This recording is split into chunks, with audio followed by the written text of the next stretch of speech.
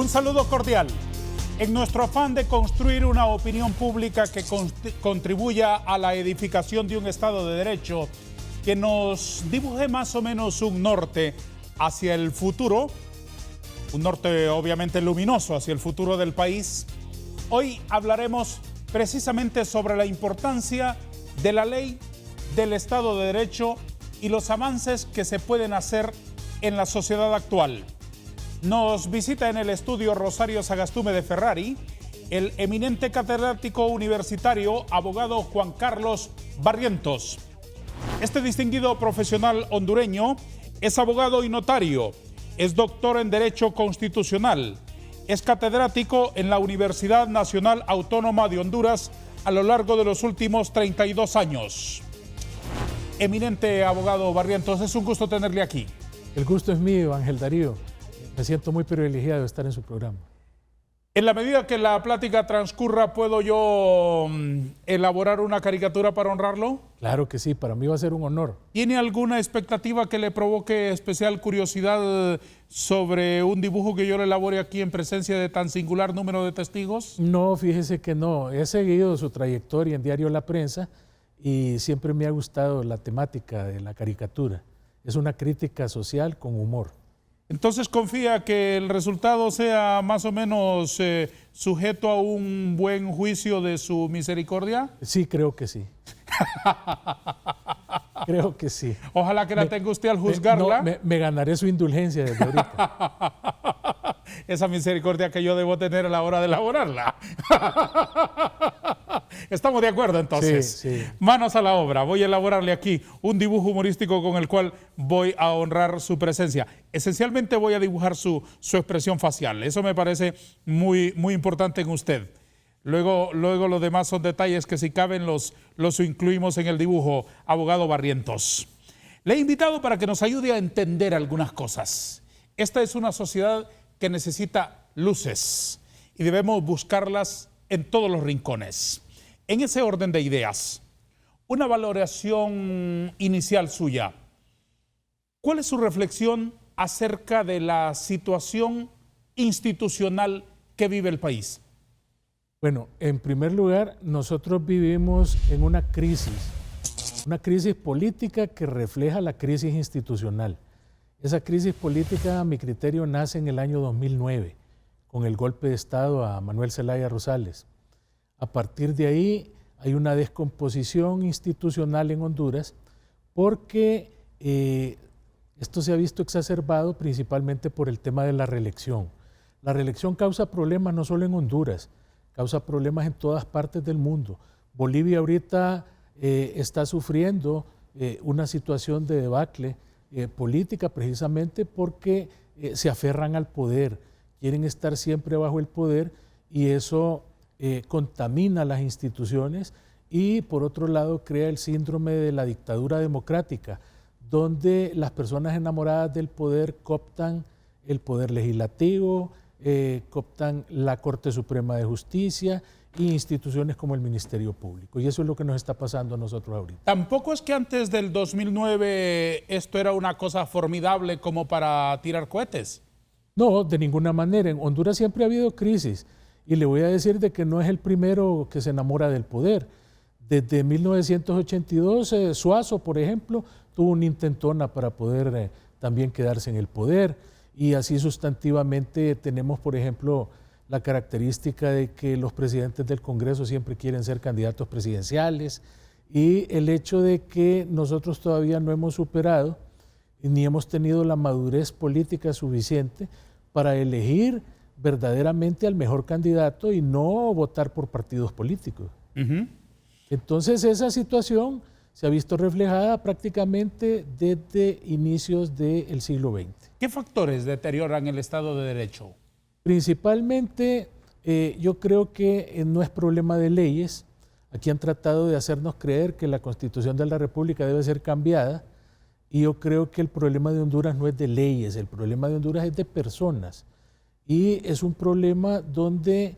¿Qué quiere decir con eso? ¿De la actitud de los ciudadanos frente a la ley? No solo de actitud, de la moralidad del ciudadano, del civismo del ciudadano, de la falta de desprendimiento para poder coadyuvar al sostenimiento del Estado, de la falta de integridad y de honestidad de las personas aprovechándose de los recursos públicos y sobre todo de aquella actitud indolente donde no les importa el desarrollo del Estado y simplemente les importa su bienestar personal. ¿Reparte usted responsabilidades parejo? Mire, principalmente a nivel del Poder Ejecutivo, porque el Ejecutivo es el que administra el Estado. Como le decía, el problema no es del Legislativo, porque el Legislativo simplemente emite leyes y las emite de conformidad a la necesidad económica o social que haya. Y en los últimos tiempos, la gran producción de leyes en el Legislativo está motivada casi en un 85% de leyes que envía el presidente. Es decir, ahí la carga legislativa es casi total del presidente. Él es el que envía los proyectos de ley y el Congreso lo único que hace es ejecutar lo que el presidente le envía.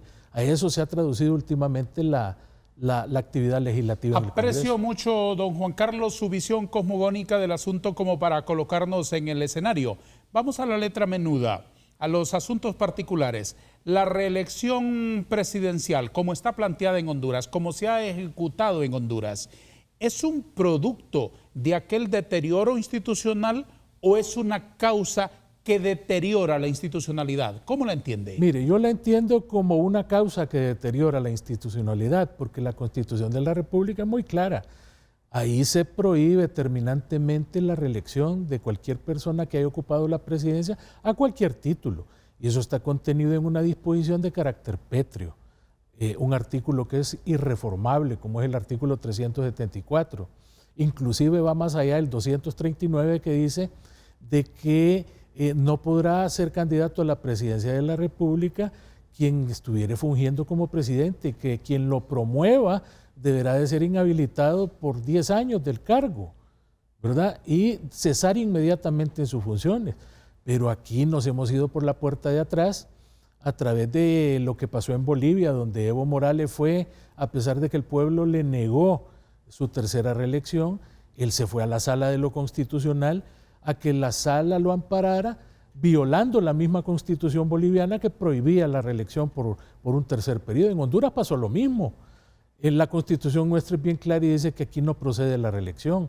Entonces se fueron a la sala de lo constitucional que con una sentencia espuria, violatoria e ilegal habilita la reelección.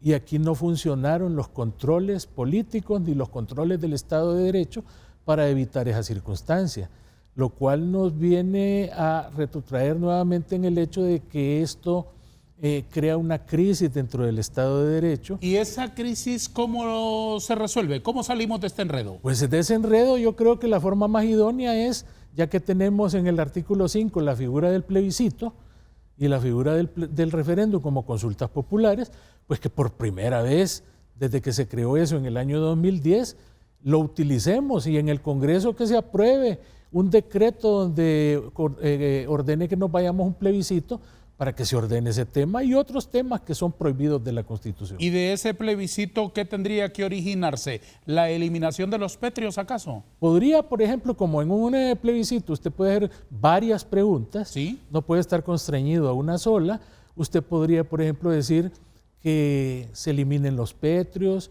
o que solo se elimine el tema de la reelección, que de una vez se diga si la quiere continua o la quiere alterna, que de una vez establezca sanciones para el que quiera saltar el poder. Y con las resultas del plebiscito actuar en consecuencia en el legislativo. Es correcto, porque las decisiones de un plebiscito, si son por mayoría del 51%, son de acatamiento obligatorio para el Congreso Nacional y eso faculta al Congreso a reformar la Constitución y proceder en consecuencia. ¿Qué opina de cómo se legisla en Honduras?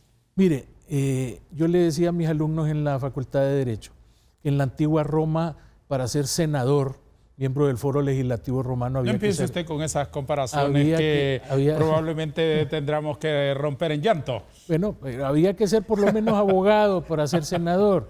Entonces yo creo que muchas veces hay buenas y honorables personas en el Congreso Nacional, personas que aunque no son abogadas, tienen un gran manejo de la técnica legislativa, de la técnica parlamentaria, que levantan la mano, piden la palabra y verdaderamente expresan sentimientos de conformidad con los reclamos que el pueblo hondureño hace.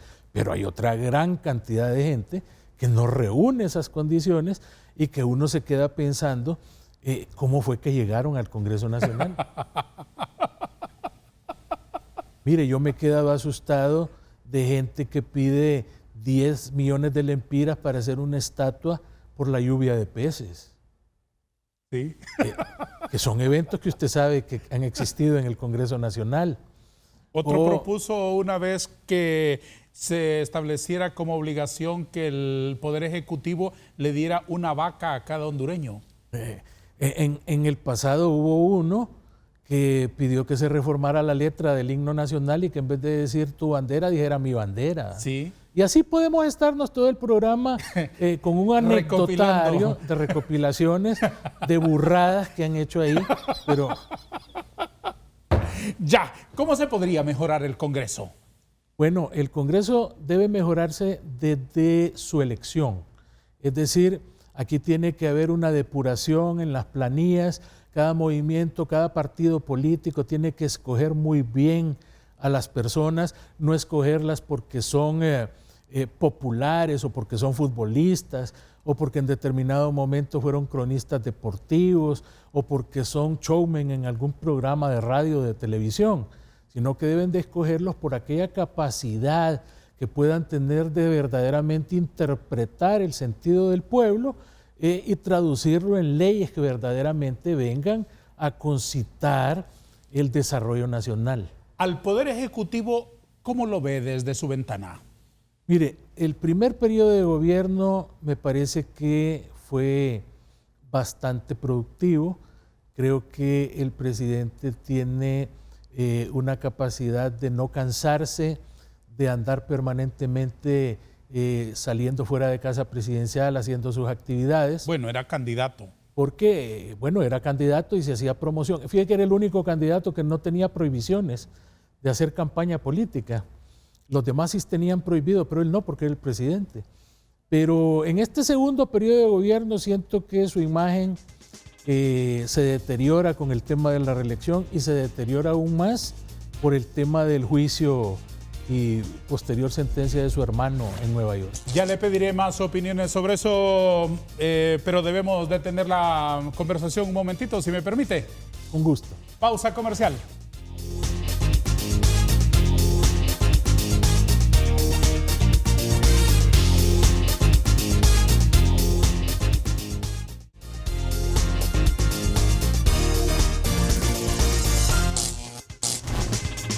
Profesor Barrientos, ¿hay una militarización del poder? Siempre ha habido una militarización del poder. Decía Napoleón Bonaparte que un gobernante se puede sentar en todas partes menos en las bayonetas. Sí. El sostenimiento de muchos gobiernos se debe al ejército. El ejército en determinado momento pide cuotas de poder. Si no da golpe de Estado, pide cuotas de poder. Y usted ha visto en la mayoría de gobiernos que se les asignan funciones para que en determinado momento participen no solamente en la seguridad nacional, que solamente opera cuando hay guerra y los involucran en temas de seguridad nacional. Eso ha sido siempre. Etcétera. ¿Y hoy siempre. cómo es? Hoy en este momento se ha exacerbado la situación con ese tema de darle en administración 4.000 millones para el sector agrícola.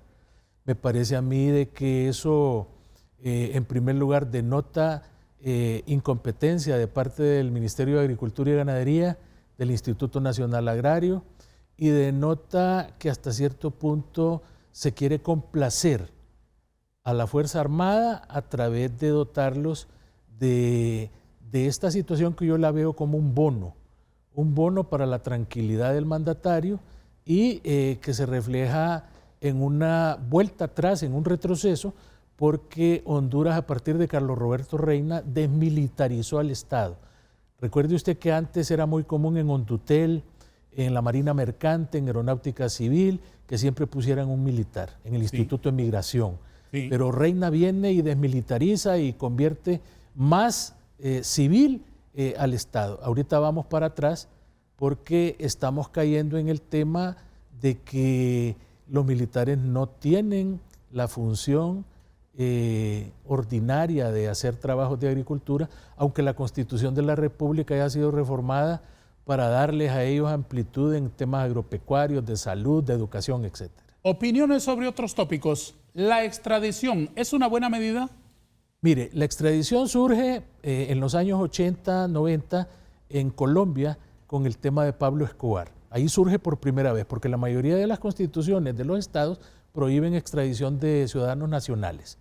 Luego, en Honduras, recientemente en el año 2012, el Departamento de Estado llama al entonces presidente del Congreso, que era Juan Orlando Hernández, y a Porfirio Lobo Sosa, presidente de la República, y los inducen a reformar la Constitución en el artículo 102 para por primera vez en la historia de Honduras establecer la extradición de nacionales por temas de narcotráfico, por crimen organizado y por terrorismo, que son los temas que más le interesan a los norteamericanos.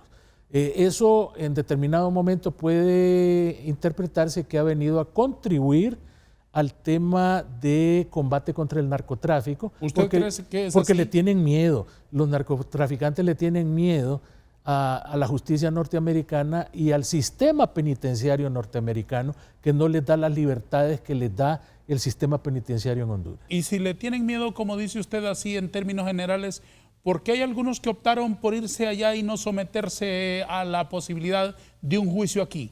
Bueno, en primer lugar porque no confían en la justicia hondureña. En segundo lugar, porque su vida corre peligro en una penitenciaría cuando de repente rivales en el tráfico de drogas ordenan sus muertes. Entonces ellos, para preservar sus vidas, deciden mejor entregarse e ir al sistema norteamericano.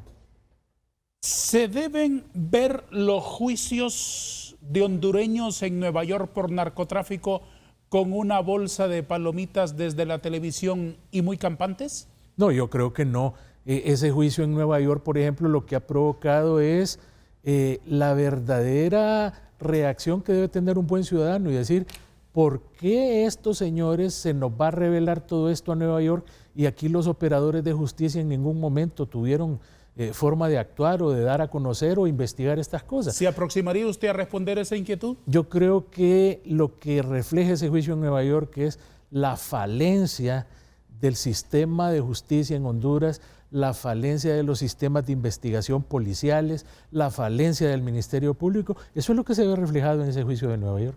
Y a partir de esos reflejos, entonces, ¿qué está obligado a hacer el Ministerio Público? El Ministerio Público está obligado a renovarse, a hacer una reingeniería en la cual su labor investigativa y su representación social, como el único que tiene el monopolio de la acción penal pública, se vea reflejada en aumentar el trabajo de la Fiscalía Especial contra el Narcotráfico, por ejemplo, así como montaron los de la MASI el sistema de UFESIC para perseguir los actos de corrupción, así también hay que renovar el esquema en las diversas fiscalías, principalmente en la Fiscalía contra la Corrupción. Ya que la menciona, ¿cuál es su evaluación de la MAXI, doctor Barrientos? Mire, la MASI debemos de caer en la cuenta de que la MASI, su nombre lo indica, es una misión de acompañamiento en la lucha contra la corrupción y la impunidad. Algo así como un entrenador para que nos enseñe a jugar al tenis. Ni más ni menos que es un entrenador que viene aquí a enseñarnos. A jugar el tenis, a jugar el golf, alguna disciplina así que nos ha sido extraña, digamos. Correcto. Ellos vienen en esa labor de entrenamiento y entonces su labor consiste en certificar en primer lugar fiscales. Certificar fiscales donde les dan toda una operatividad y una logística y una manera de cómo investigar, y también vienen a certificar jueces. Y es así que surgen en Honduras los juzgados anticorrupción. Esos surgen por la MASI. ¿Son constitucionales? Los juzgados anticorrupción, para mi criterio, son inconstitucionales, porque la Constitución dice que no deben haber juzgados de excepción. Y los juzgados anticorrupción son juzgados de excepción. ¿Pero funcionan porque entre el convenio y la Constitución? Entre el convenio y la Constitución prevalece la Constitución está siempre en primer lugar. Pero en la vida real no es así. Desgraciadamente, y por eso tenemos tanto problema, y por eso vuelvo a mi análisis inicial. El problema no es de la Constitución, el problema es de las personas que mal manejan y mal aplican la Constitución. ¿Qué de bueno y qué de criticable ha tenido el accionar de esa misión de la OEA? De bueno ha tenido lo que decíamos, la certificación de jueces, certificación de fiscales, creación de unidades de investigación financiera, investigación fiscal. Eso ha tenido de bueno. Luego, el impacto de las investigaciones, el formar esa unidad especial de fiscales en el Ministerio Público llamado UFESIC. Ahora, ¿qué ha tenido de malo? De que se han quedado cortos en los casos de alto impacto, que no le han dado mucha importancia a muchas líneas de investigación que ha presentado el Consejo Nacional Anticorrupción. ¿A razón de qué será eso? Da la impresión de que como que son selectivos. ¿Cuáles son los criterios? Yo creo que hay varios criterios. Hay criterios de carácter político, hay criterios de la línea de uno de los investigados, la línea política del investigado, porque hay muchas líneas de investigación que ni tan siquiera han sido judicializadas. Y entonces eso llama la atención. Y lo otro que me llama a mí la atención es muchos casos donde le ensucian la reputación a una persona, lo acusan y después no pueden sostener con pruebas la acusación y las personas terminan siendo absueltas y saliendo en libertad. ¿La misma misión no es tan independiente? Yo siento que no hay tanta independencia en la misión. Y fíjese que el anterior vocero, el señor Guimaraes, dijo antes de retirarse de que el problema no era de la misión, porque la misión hacía sus líneas de investigación, pero el que decidía qué acusaciones se tenían que presentar y qué acusaciones no, era el fiscal. O sea que ellos dan a entender de que el éxito de su labor está condicionada por la actitud fiscal de presentar los requerimientos. ¿Debería renovarse el convenio de la MAXI? Yo creo que sí, pero bajo la premisa de que la MAXI no va a estar eternamente en Honduras. Tiene que llegar un momento donde el fortalecimiento de los operadores de justicia sea tal que la MAXI se tenga que retirar y nosotros hagamos el trabajo. Ahora ahí viene una evaluación que debemos obligadamente hacer a la luz de la metáfora esta de un entrenador que viene a enseñarnos a jugar el tenis. Y veámoslo desde el punto de vista de los entrenados, los muchachos que han venido a recibir esas clases con el entrenador que vino, los fiscales y el Ministerio Público, después de 4 años, ¿han ido aprendiendo la lección? ¿Están listos o estamos como el día del punto cero?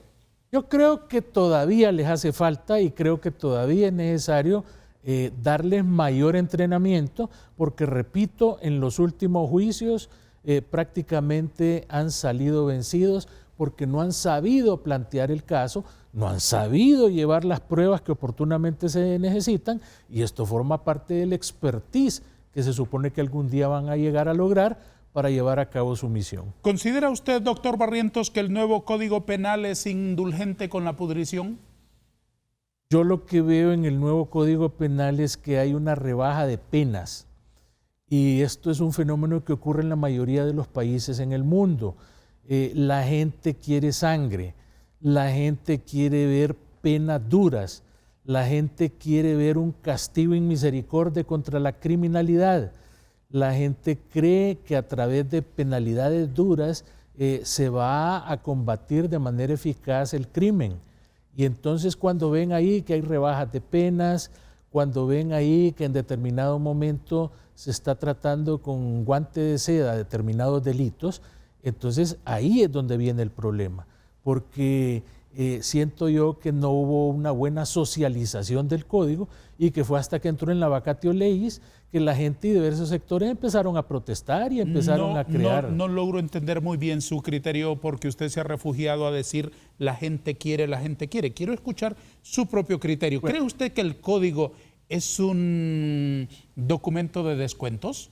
Creo que es indulgente en delitos como narcotráfico, es indulgente, por ejemplo, en el tema de violencia doméstica y maltrato a la mujer, es indulgente en temas de corrupción, porque establecen mecanismos ahí en los cuales se vuelve más fácil. Por ejemplo, establecen de que a un funcionario que se ha apropiado indebidamente de algunos bienes, que con devolverlos y ponerles una multa se subsane el asunto, y me parece que eso es ser benevolente. Creo, por otro lado, que debe de permanecer los delitos de injurias, calumnias y difamación, porque en el nuevo código se vuelven indulgentes y establecen nada más multas. ¿El Código Penal puede reformarse antes de que entre en vigencia? No, esa es una barbaridad. El Código Penal, para que usted lo pueda reformar, primero tiene que entrar en vigencia. Si usted se pone a reformar cosas que no han entrado en vigencia todavía, usted está cometiendo una barbaridad jurídica que nos va a convertir en el hazmerreír de la comunidad jurídica internacional. Entra en vigencia una nueva pausa comercial.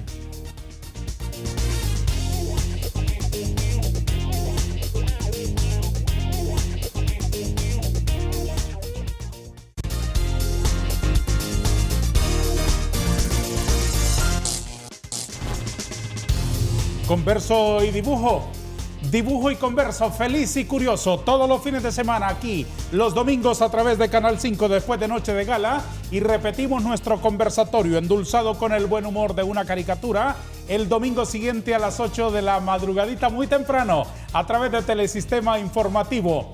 Gracias por acompañar nuestro programa en los dos horarios y también por buscar entrevistas de fechas pretéritas en el portal formidable de esta casa de televisión bajo el dominio www.televicentro.hn.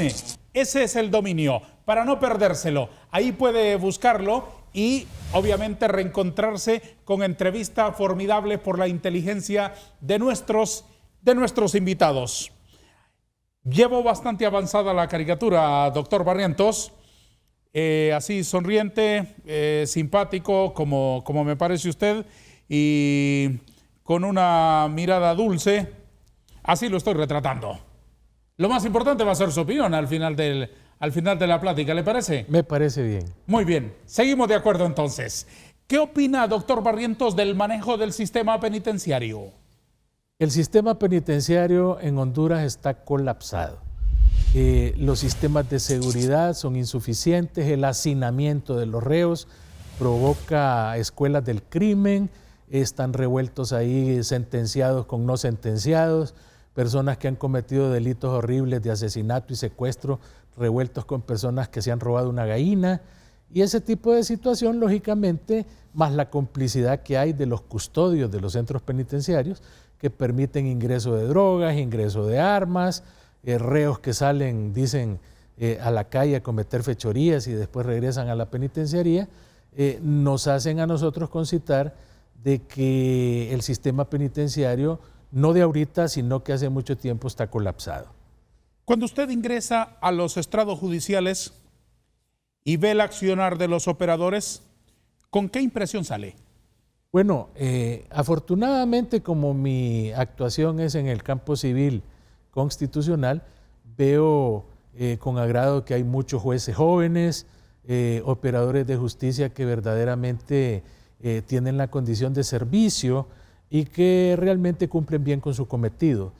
Sin embargo, la carga procesal que tienen los jueces es inmensa. Yo conozco jueces que llevan 500, 600 expedientes. No, hombre. Y eso... Simultáneamente. Simultáneamente. Entonces, ¡qué horror! Eso es una cosa horrorosa. Y igualmente fiscales que no se dan abasto porque llegan 400, 500 casos.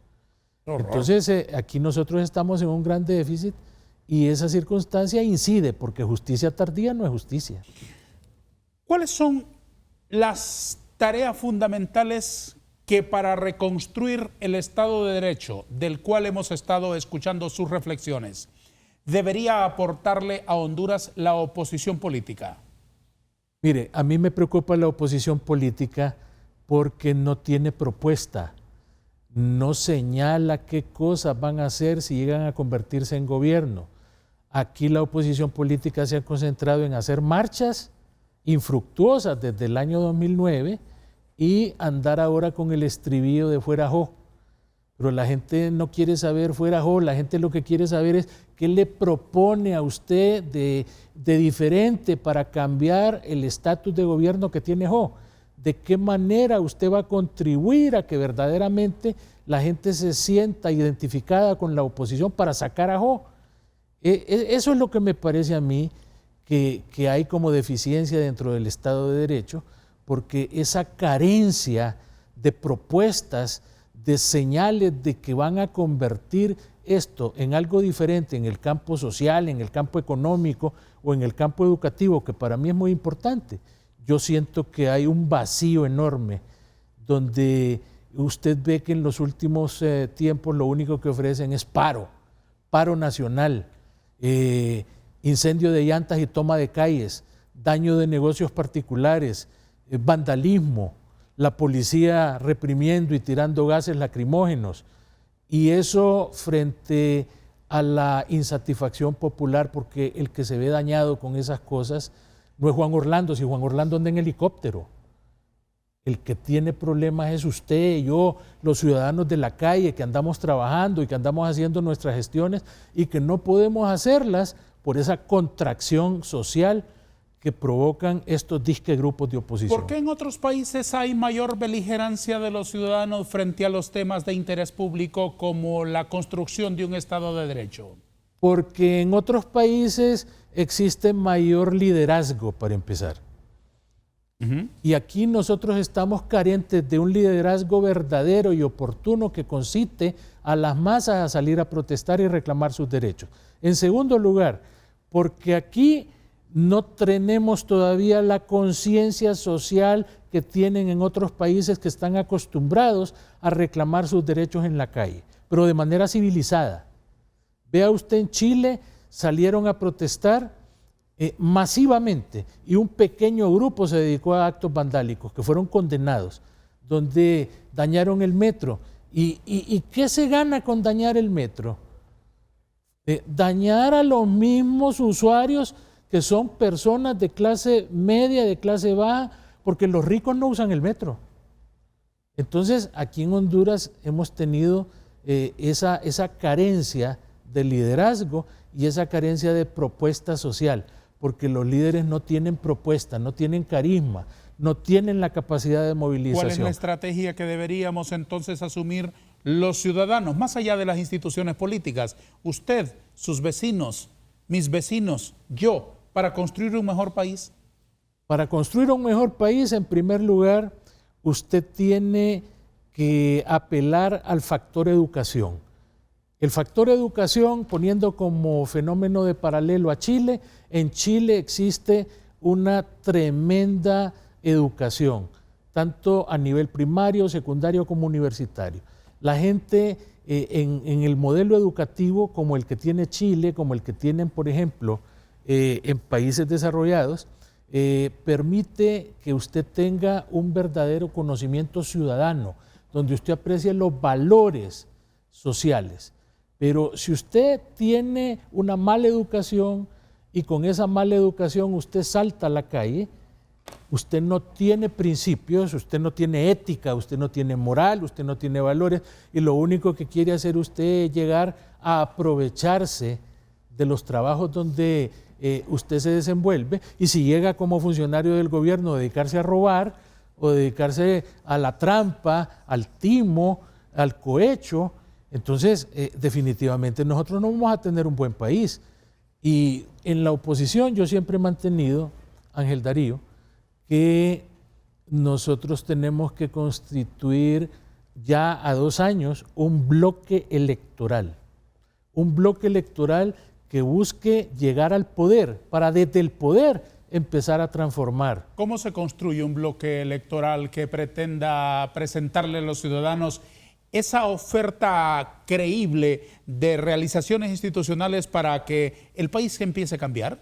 En primer lugar, estableciendo un filtro donde solamente voy a ingresar a mis planillas a diversos miembros de la oposición, pero que tengan imagen, que tengan credibilidad y que tengan valores fincados en la moralidad política, no aprovechados ni chabacanes que lleguen al Congreso o a las alcaldías municipales únicamente a hacer show o a crear condiciones anómalas dentro de lo que es la gobernanza. ¿Qué más? En segundo lugar, tratar de tener, como le decía, propuesta política, decir, mire, yo en el campo educativo pretendo hacer esto, pretendo introducir en el plan de estudios que haya una clase como la que había antes que se llama moral y cívica, para enseñarle ciudadanía a la persona.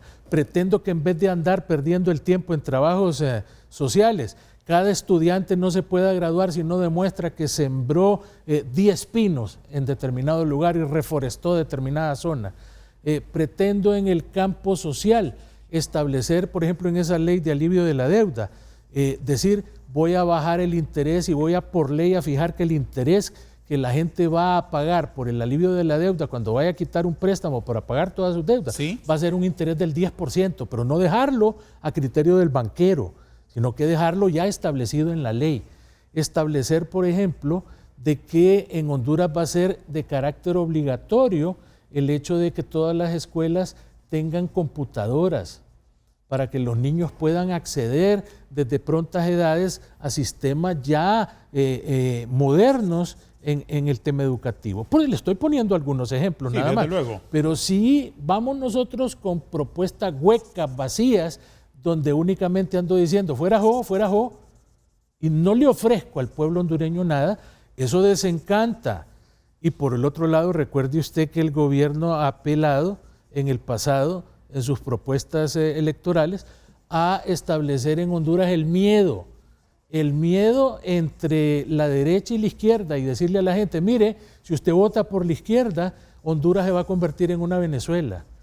Honduras se va a convertir en un caos, aquí ya no va a haber ni papel higiénico, le van a expropiar su casa, le van a quitar su carro, aquí todo se va a volver un pandemonium y a la gente le entra pánico y entonces votan por ese 32% que nos está gobernando ahorita. ¿El Partido Nacional tiene reducidas las posibilidades de participar con éxito en las próximas elecciones? Debería por lo menos de tenerlas, a mi entender, porque hay un desgaste de 3 gobiernos consecutivos del Partido Nacional, porque el tema del juicio de Nueva York ha venido a lesionar, aunque ellos digan que no, al Partido Nacional y a la gente que fue mencionada ahí en ese juicio, y esa falta de credibilidad que ha originado ese juicio en Nueva York, más el desgaste político, más el tema del seguro social y más otros temas de corrupción que todavía no han podido ser resueltos, deberían de incidir en el electorado para que escojan otra opción. El expresidente Porfirio Lobo ha planteado a través de su hijo, que es miembro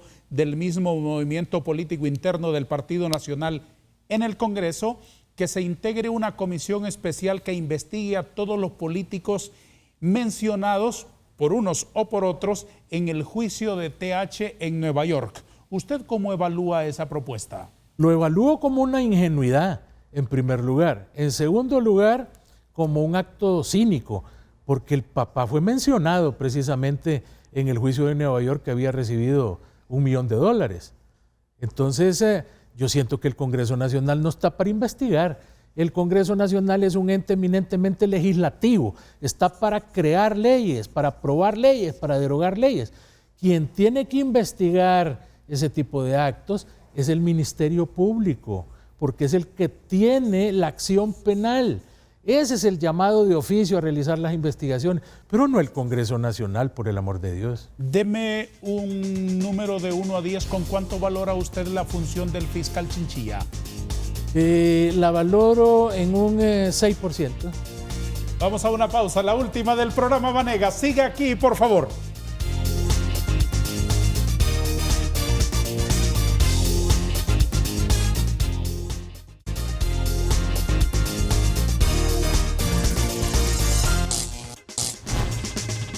Aquí sigo yo entintando la caricatura de nuestro ilustre invitado el día de hoy, así que practicando aquí todos los domingos voy aprendiendo un poco a caricaturizar.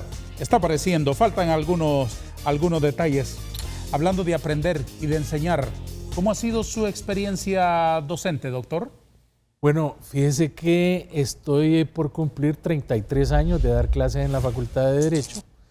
¿Entró usted siendo un niño ahí? Sí, entré muy joven.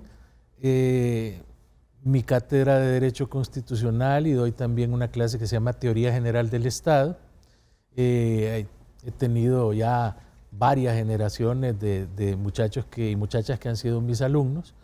Y pues la labor docente, ¿verdad? Siempre ponderándose entre los alumnos que me quieren y los que no me quieren, porque tengo mis detractores, ¿no? Así que... ¿Hubo un lío ahí con maestros que estaban siendo supervisados por la universidad y que rechazaron esa supervisión? Sí, en tiempos de Julieta Castellanos se decidió supervisarnos, mandaban inspectores para que fueran a ver si estábamos en el aula, si a qué hora llegábamos, a qué hora nos íbamos, y pretendiendo pues ejercer una situación de acoso, lo llamo yo, de acoso, porque una de las facultades que nunca ha estado en paro, una de las facultades, pudiera decirse, más conservadoras de la universidad, es la Facultad de Derecho. Entonces tuvimos que recurrir a un recurso de amparo ante la Corte Suprema de Justicia y la Corte nos amparó, declaró con lugar el amparo y ahí pues tuvieron que suspender el acoso porque no les quedó de otra. ¿Qué clase de profesionales están saliendo ahora de la Universidad Nacional? Bueno, yo le puedo decir que la universidad ha cambiado muchísimo. A lo interno de la universidad se ve mayor orden, mayor limpieza, mayor pulcritud, se ve mayor atención. En lo académico, doctor, que es lo más trascendente. Bueno, en lo académico ahora se está exigiendo en los concursos, porque antes no habían concursos como hay ahora, en los concursos se está exigiendo que la gente tenga maestrías, que la gente realmente tenga una preparación, que haga un plan de trabajo y de estudios para cada periodo universitario. Tenemos que hacer una planificación donde establecer qué materias vamos a enseñar, qué contenidos son los que tenemos que desarrollar, qué tipo de investigaciones vamos a hacer. Y eso no se veía antes en la universidad.